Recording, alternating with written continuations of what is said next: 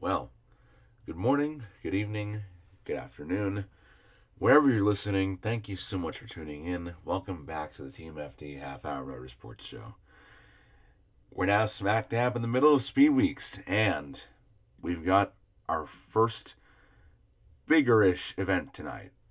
With yesterday being the Duels, the imperative to the Daytona 500, now we've got the first of the four major races this weekend with the NASCAR Craftsman Truck Series on full display tonight.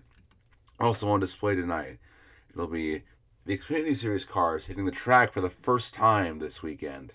So we've got all that to talk about, as well as a reflection on the duels, and as always, weather has now come into play.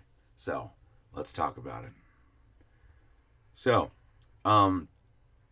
initially, the first thing on the roster today would have been talking about Truck Series practice, but unfortunately, things did not pan out so smoothly, and now weather has come back completely into play and completely wiped out Truck Series practice, and ARCA's qualifying session was canceled, and they were only able to practice. So their starting lineup was set by last year's point standings, which eliminated 5 drivers from contention before they even got a chance to hit the track, which is most unfortunate in any given sense. So we'll talk about them just a tad later. For right now, let's talk about what the rest of the weekend is looking like. And having consulted about 4 to 5 different weather services, this is the continuing and consistent pattern. Is that tonight, around the same time that we're supposed to be getting underway for the Truck Series event, there is a very good chance that it's going to start raining and that there is going to be a lot of water on the ground, as times typically average around to a downpour taking place at from roughly 5 p.m. Eastern Time all the way until about 1 in the morning. Now, sometimes it's not completely consistent, and sometimes it doesn't stick all the way through. But the most important thing in this scenario is that rain is a consistent threat tonight and will be for seemingly the rest of the weekend. But at its worst, tonight will be the most that we see of rain hinder the weekend. The most that we could see tomorrow for Saturday could be some potential showers in the morning and some carryover from tonight. But what this also means is, of course, the track is not going to be completely green. Any rubber buildup from this weekend is going to be nullified, and this could play a very, very curious effect on how we move forward during the weekend, as now rubber is going to have to be built back up into the track. Speaking of going forward during the weekend,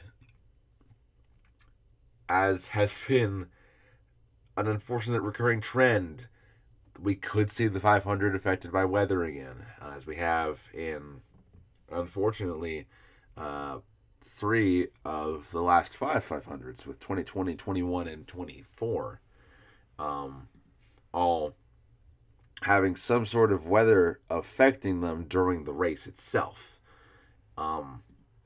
which is unbelievably unfortunate that we continue having these issues with weather.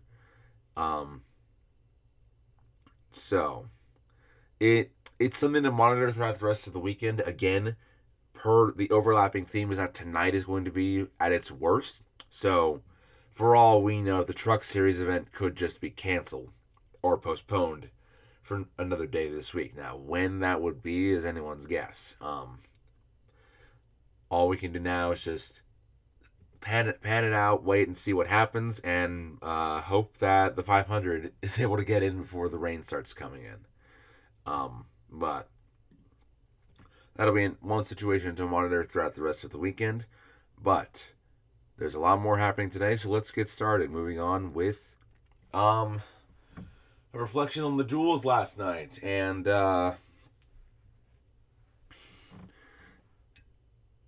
things ultimately ended up panning out in a way that was The results sheet would lead you to think that it was an expected result on just an initial glance, but circumstances were far different, and that ultimately is what's making me particularly upset right now. Is that we had a lot of high emotions running through the evening, and then in one fell swoop, one of the possible biggest upset and feel-good stories of the entire weekend was taken away just like that. And unfortunately, it was of his own doing, as Chandler Smith cleared himself off of Justin Haley, caused a massive incident in the first quarter of duel number 1, and took himself out of the 500, took guaranteed Elio Castroneves that 41st place starting spot, and also gave JJ Haley some damage. And it was so unfortunate to see that what could have been and what was shaping up to be one of the best feel-good stories of the entire weekend ended just like that. Now, I will say there is no one to blame for this incident but Chandler. He straight up cleared himself off of Haley, and that's the kind of mistake that, for very obvious reasons, doesn't not get you into the 500 or doesn't make you very many friends during a race. As we saw, it took out a lot of good cars. So it's unfortunate the way that it panned out. I feel so bad for Carl Long throughout all of this, who had to scramble to find a replacement quickly after, Mike Wallace Mike Wallace was denied entry into the race. And things were looking so on the up and up, and it's unfortunate that what could have been a very, very promising weekend, not only just for Chandler Smith, but for all of Garage 66, is now up in flames. And we'll see when the next time we see Carl Long's team is, because that car sustained very, very heavy damage. But if there's anything that came out of this, it's that it cleared the way to allow Justin Allgaier to sneak on through and really leave J.J. Yaley as his only competition during this heat. And unfortunately, Yaley was not able to keep up with Allgaier, and Junior Motorsports is now going to make their Cup Series debut come this Sunday, which is most exciting. I was starting to get worried for a little while that things might not pan out that way. But things have, and I know that Junior was excited. I know Allgaier is excited. This is tremendous. It's tremendous. It's wonderful. And there's really no other negative adjectives to describe this. It's just wonderful news. I feel bad for JJ Yaley and NY Racing. They're gonna have to come back another year and try again. Perhaps one of these days. But moving on to the last open car, as one can imagine, with Castroneves getting involved in the Chandler Smith incident, and then his car breaking something, going through the corner and forcing him out of the event, he has now fallen back on the open exemption provisional, and will now be starting the 500 as the 41st entry. And ultimately, I am conflicted about this. I still remain conflicted about this rule. As under normal circumstances, as much as it would suck, Castroneves would be going home.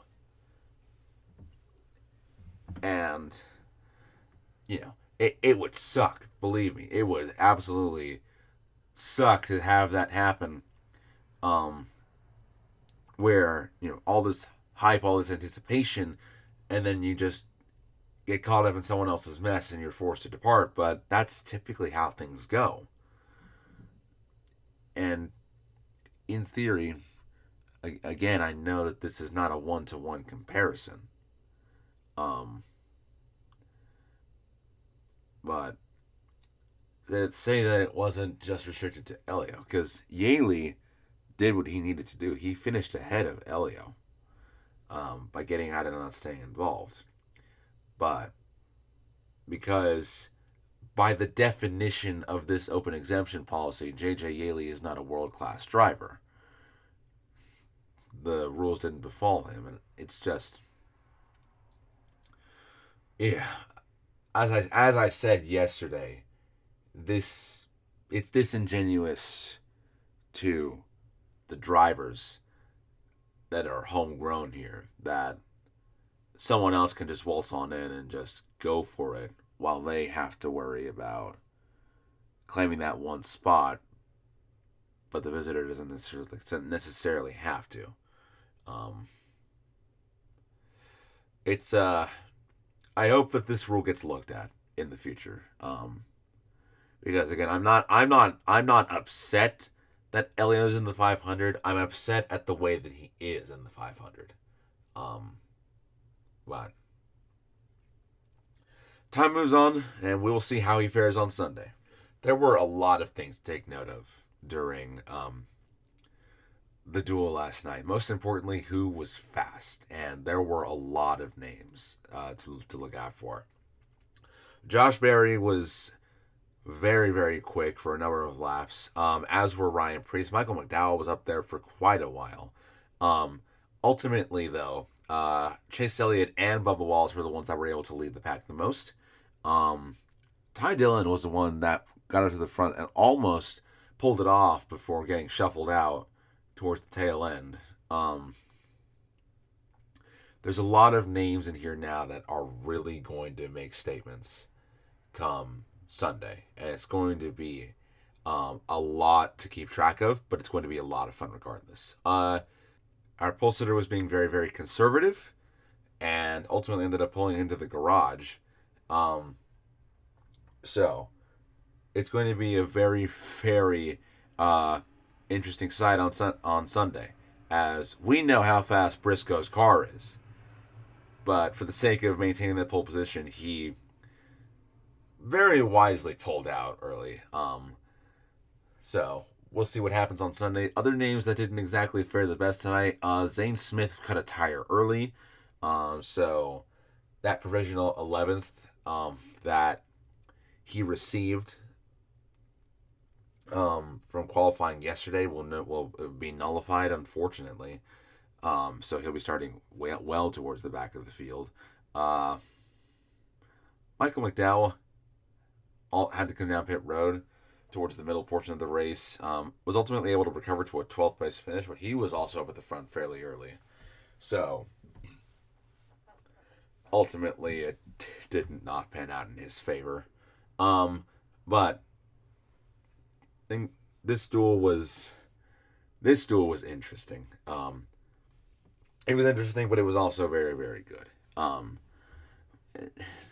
Unfortunately, I wish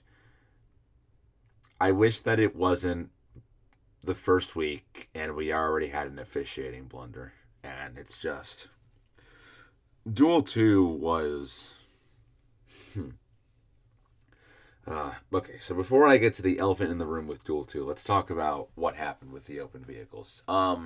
Jimmy Johnson was up at the front for a significant portion around the time when Eric Jones took the lead, and it was wonderful to behold.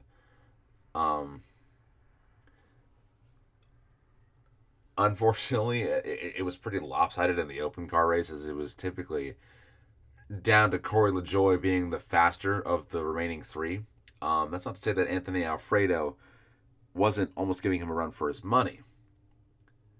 But think it was clear that LaJoie was going to be the one to move on. And unfortunately, Alfredo tried something on the final lap. It didn't work. And then, as we saw, he ended up getting turned. And now the Beard family vehicle is destroyed. And unfortunately, Alfredo came up just short.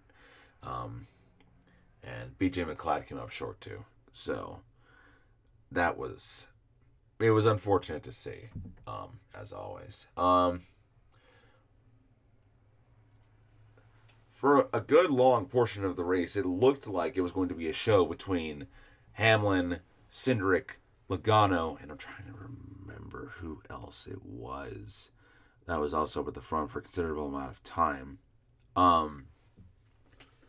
But there was a lot of movement up front. There was a lot of jockeying for position. And as mentioned yesterday, green flag stops hurt a number of vehicles. Kyle Larson was afflicted with a speeding penalty yesterday, along with 2 other vehicles, and it just absolutely killed whatever positive momentum they had going. But the finish, oh golly, it is unfortunate that we've now had another, what should have been a phenomenal finish and what was a pretty darn good race, get overshadowed by just another officiating blunder. And listen, I do and don't understand, because it's a knee-jerk reaction. You're inclined to make sure that everyone is okay, and that get the safety vehicles out there as soon as possible. But they're less than 100 feet from the start-finish line. Let them race back. And this is, unfortunately, this track, for whatever reason, has the most bad luck when it comes to these sorts of issues. I mean, the Xfinity race from about 2018, when with Justin Haley, or I want to say it was 2016, when Eric Almirola and Justin Allgaier, that finish. And then we remember last year during the 500, where there was controversy for this exact same thing, and it's happened again. And I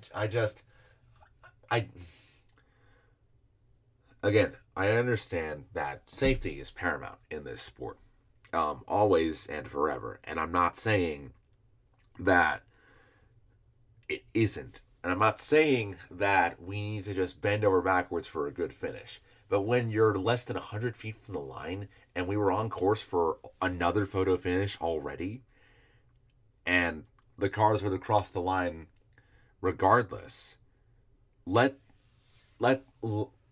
just a few more seconds and then throw the yellow lights on. So I don't understand.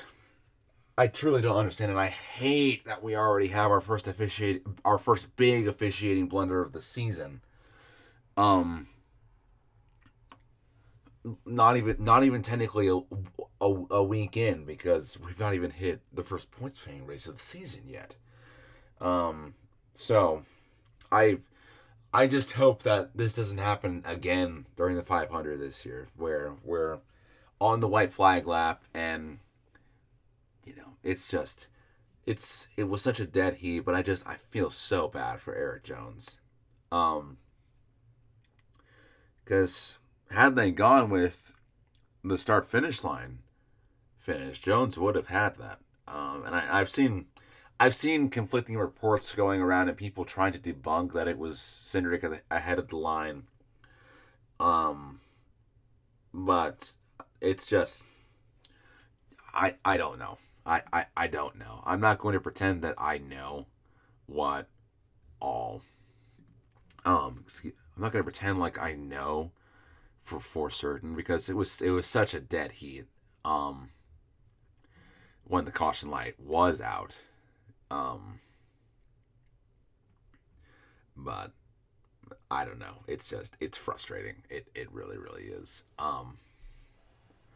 So Um, we'll move forward, but let's just hope that we don't have another season where just officiating blunders keep being the main story week in and week out, which I'm keeping my fingers crossed, but unfortunately I'm not excited because we've seen what's happened the past few years, and it's just so unfortunate.